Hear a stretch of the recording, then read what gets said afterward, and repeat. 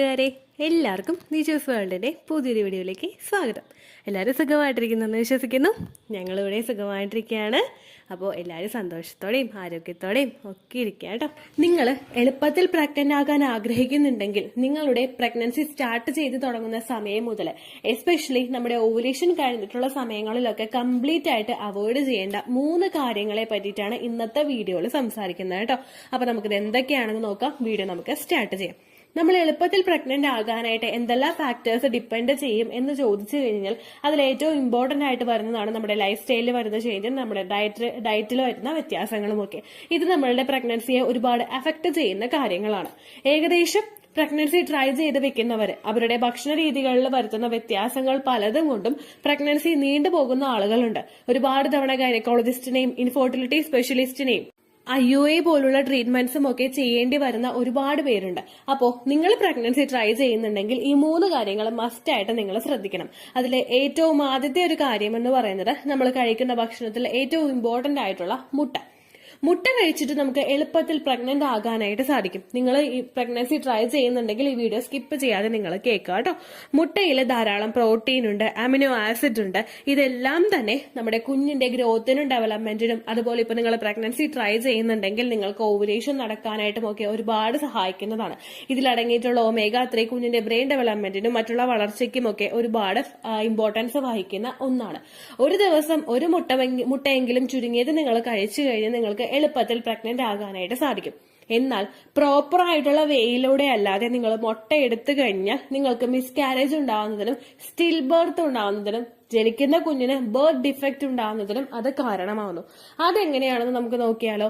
സാധാരണയായിട്ട് നമ്മൾ മുട്ട എടുക്കുന്നത് ഏതെല്ലാം ഫോമിലാണെന്ന് നിങ്ങൾ ചിന്തിക്കുക. പുഴുങ്ങി കഴിക്കാറുണ്ട്, ബുൾസൈ കഴിക്കാറുണ്ട്, ഓംലെറ്റ് അടിക്കാറുണ്ട്. ഇങ്ങനെയാണ് സാധാരണയായിട്ട് നമ്മൾ മുട്ട ഉപയോഗിക്കുന്നത്.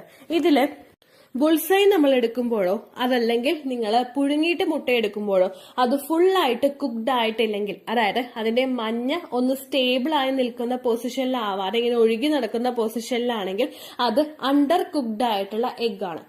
മുട്ട കൂടുതലായിട്ട് കുക്ക് ആയിട്ടില്ല എങ്കിൽ, അതായത് പെർഫെക്റ്റ്ലി മുട്ട കുക്ക് ആയിട്ടില്ലെങ്കിൽ അതിൽ സാൽമോണല എന്ന് പറയുന്ന ബാക്ടീരിയ ഉണ്ടാകാനായിട്ടുള്ള സാധ്യത കൂടുതലാണ്. ഇത് മനുഷ്യരിൽ ഫുഡ് പോയിസൺ ഉണ്ടാകുന്നതിന് വേണ്ടിയിട്ട് കാരണമാവുന്നു. ഫുഡ് പോയിസൺ ഉണ്ടായിക്കഴിഞ്ഞാൽ നമുക്ക് ഒരുപാട് ബുദ്ധിമുട്ടുകൾ ഉണ്ടാകും. അതായത് നമുക്ക് വോമിറ്റിംഗ് ഉണ്ടാവും, ക്രാംസ് ഉണ്ടാവും, ഡയറിയ ഉണ്ടാകും.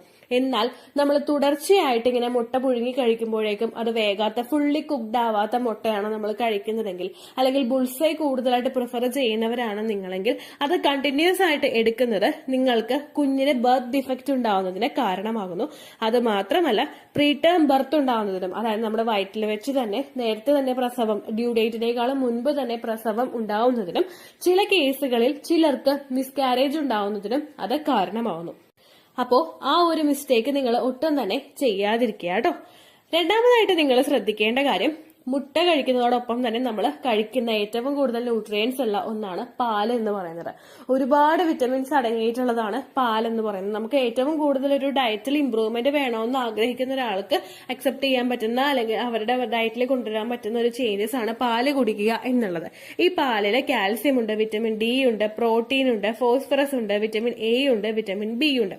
ഇതെല്ലാം നമ്മൾ കൃത്യമായിട്ടുള്ള രീതിക്ക് എടുക്കുകയാണെങ്കിൽ, നല്ലതുപോലെ തിളപ്പിച്ചിട്ടുള്ള പാലാണ് നിങ്ങൾ ഉപയോഗിക്കുന്നതെങ്കിൽ യാതൊരു തരത്തിലുള്ള പ്രശ്നവും നിങ്ങൾക്ക് ഉണ്ടാവില്ല. എന്നാൽ അങ്ങനെ അല്ലാത്ത രീതിക്ക് നമ്മൾ പാല് കൂടുതലായിട്ട് ഉപയോഗിക്കുന്നുണ്ടെങ്കിൽ അത് മറ്റുള്ള ബാക്ടീരിയകൾ നമ്മളുടെ ശരീരത്തിൽ പ്രവേശിക്കുന്നതിന് കാരണമാവുന്നു. അതായത് സാൽമോണല, ടോക്സോപ്ലാസ്മോ, അതുപോലെ ലിസ്റ്റീരിയ, ഈക്കോളി തുടങ്ങിയ ബാക്ടീരിയകൾ നമ്മളുടെ ശരീരത്തിലോട്ട് എത്തുന്നതിന് ഇത് കാരണമാവുന്നു. ഇത് നേരത്തെ മുട്ടയുടെ കേസിൽ പറഞ്ഞതുപോലെ തന്നെ കുഞ്ഞിന് മറ്റുള്ള ബുദ്ധിമുട്ടുകൾ ഉണ്ടാവുന്നതിനും ഏർലി സ്റ്റേജിൽ തന്നെ ഇത് എടുക്കുമ്പോഴേക്കും നമുക്ക് മിസ്കാരേജ് ഉണ്ടാവുന്നതിനും കെമിക്കൽ പ്രഗ്നൻസീസ് ഉണ്ടാവുന്നതിനും കാരണമാവുന്നു. കണ്ടിന്യൂസ് ആയിട്ടുള്ള ഇതിന്റെ ഒരു യൂസേജ് ആണ് നമുക്ക് ഇങ്ങനെയുള്ള ബർത്ത് ഡിഫക്റ്റ് ഒക്കെ ഉണ്ടാക്കാൻ വേണ്ടിയിട്ട് കാരണമാവുന്നത്. ഏറ്റവും കൂടുതൽ ഇപ്പൊ നമ്മൾ റോ മിൽക്ക് നമ്മളുടെ ശരീരത്തിലോട്ട് എത്തുന്നത് ഷേക്സ് കുടിക്കുമ്പോഴൊക്കെയാണ്. നമ്മൾ ഷേക്സ് കുടിക്കുന്നവരിൽ പലരും, നമ്മളിപ്പോ പുറത്തുനിന്ന് ഷേക്സ് കുടിക്കുന്നുണ്ടെങ്കിൽ അതൊരിക്കലും നമുക്ക് തിളപ്പിച്ചിട്ടുള്ള ഒരു പാലിൽ അടിച്ചിട്ടായിരിക്കില്ല അവർ ഷേക്ക് തരുന്നത്. ഇപ്പോൾ ഈവൻ വീട്ടിൽ തന്നെ നമ്മൾ പ്രിപ്പയർ ചെയ്യുന്നുണ്ടെങ്കിൽ ഒരിക്കലും നമ്മൾ തിളപ്പിച്ച ഒരു പാലിലായിരിക്കില്ല ഷേക്സ് ഉണ്ടാക്കി കുടിക്കുന്നത്. ഇത് നമ്മൾ കണ്ടിന്യൂസ് ആയിട്ട് എടുക്കുന്നത് നമ്മുടെ ശരീരത്തിന് നല്ലതല്ല. എസ്പെഷ്യലി പ്രഗ്നൻസി ട്രൈ ചെയ്യുന്ന സ്ത്രീകൾക്ക് നല്ലതല്ല. അതുകൊണ്ട് ഈ ഒരു ഹാബിറ്റ് നിങ്ങൾക്കുണ്ടെങ്കിൽ കംപ്ലീറ്റ് ആയിട്ട് നിങ്ങളിത് മാറ്റുക. നിങ്ങൾ പോലും ചിന്തിക്കാത്ത ഈ ഒരു ഡയറ്ററി ചേഞ്ചസ് ഒക്കെ കൊണ്ടായിരിക്കും ചിലപ്പോൾ നിങ്ങൾക്ക് പ്രഗ്നൻസി കിട്ടാത്തത് കേട്ടോ. ആ കാര്യം കൂടി മസ്റ്റ് ആയിട്ട് നിങ്ങൾ ശ്രദ്ധിക്കുക. അടുത്തതായിട്ട് വരുന്നത് നമ്മുടെ അണ്ടർ കുക്ക്ഡ് ആയിട്ടുള്ള മീറ്റ് ആണ്. നമ്മളിപ്പോൾ മാംസം പല രീതിക്ക് നമ്മൾ കഴിക്കാറുണ്ട്. ഇപ്പോൾ ബീഫ് ആണെങ്കിലും അല്ലെങ്കിൽ ചിക്കൻ ആണെങ്കിലും അല്ലെങ്കിൽ ഡക്കിന്റെ ആണെങ്കിലും അങ്ങനെ പല രീതിക്ക് നമ്മൾ മീറ്റ് നമ്മളുടെ ശരീരത്തിലോട്ട് എത്താറുണ്ട്. ഇതെല്ലാം പെർഫെക്റ്റ്ലി കുക്ക്ഡ് ആയിട്ടില്ല എങ്കിൽ ഇതുപോലെ തന്നെ നേരത്തെ 2 കേസിലും പറഞ്ഞതുപോലെ തന്നെ ബാക്ടീരിയാസ് നമ്മളുടെ ശരീരത്തിലോട്ട് എത്തുന്നതിന് ഇത് കാരണമാവുന്നു. ടോക്സോപ്ലാസ്മോസിസ് എന്ന് പറയുന്ന ബാക്ടീരിയ നമ്മളുടെ ശരീരത്തിൽ അണ്ടർ കുക്ക്ഡ് ആയിട്ടുള്ള മീറ്റ്, അതായത് മുഴുവനായിട്ട് വേവിക്കാത്ത മാംസം കഴിക്കുമ്പോൾ നമ്മളുടെ ശരീരത്തിലോട്ട് എത്തുകയാണെങ്കിൽ കുഞ്ഞിന്റെ ഐ ഡെവലപ്മെന്റിനെ അത് ബാധിക്കുന്നു. അതുപോലെ മിസ്കാരേജ് ഉണ്ടാവുന്നതിനും അത് കാരണമാവുന്നു. ചില ആളുകളുണ്ട് ബീഫൊക്കെ കുക്ക് ചെയ്ത് കഴിക്കുമ്പോഴേക്കും അല്ലെങ്കിൽ വേറെ എന്തെങ്കിലും ഇറച്ചികളാണെങ്കിൽ തന്നെ നല്ലതുപോലെ വെന്ത് അങ്ങോട്ട് വരുന്നത് ഇഷ്ടമല്ല, ഇങ്ങനെ ചവച്ച് കഴിക്കാനായിട്ട് ഇഷ്ടപ്പെടുന്നവരുണ്ട്. അതായത് ഫുള്ളായിട്ട് അങ്ങോട്ട് കുക്ക്ഡ് ആവാതെ ആ ഒരു രസം അറിഞ്ഞ് ചവച്ച് കഴിക്കാനായിട്ട് ഇഷ്ടപ്പെടുന്നവരുണ്ട്.